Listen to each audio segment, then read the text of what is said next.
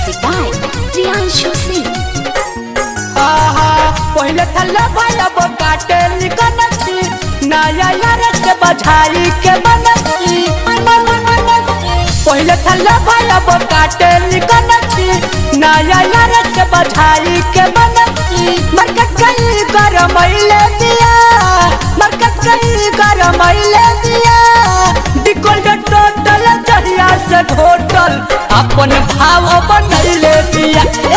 डिकोल्ड total जहिया से घोटल अपन भाव बनैले दिया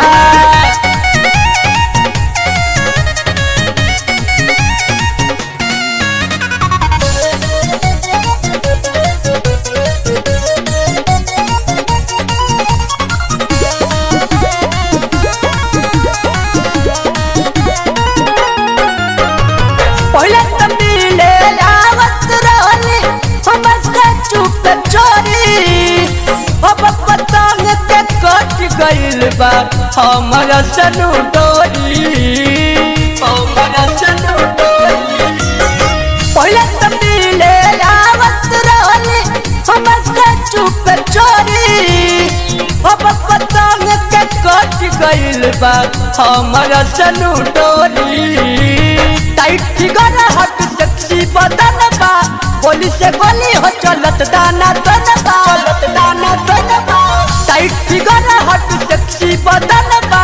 गोली से गोली हो चलत दाना तनबा कई के पागल बनैले दिया कई के पागल बनैले दिया डिकोल्ड टोटल जहिया से घोटल अपन भाव बनैले दिया एहो डिकोल्ड टोटल जहिया से घोटल अपन भाव बनैले दिया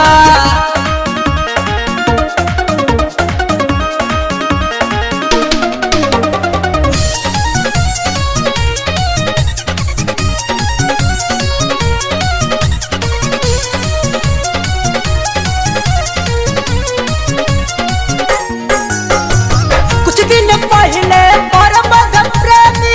एक तरह के घुमैले अब हवालम दिल सद के बियल भर बनैले हो बियल भर बनैले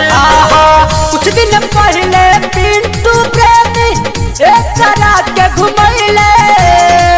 अब हवालम दिल साद के बियल भर बनैले हो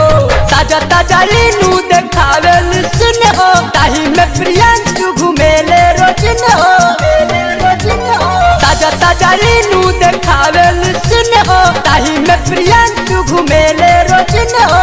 सोनू के भर मैले दिया राहुल के भर मैले दिया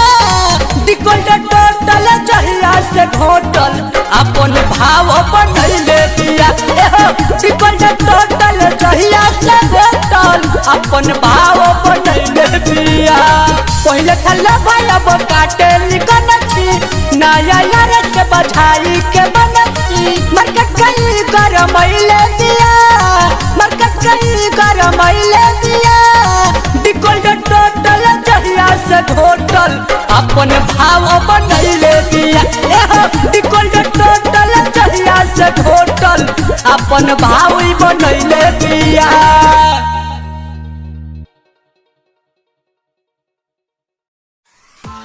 Press the bell icon on the YouTube app and never miss another update.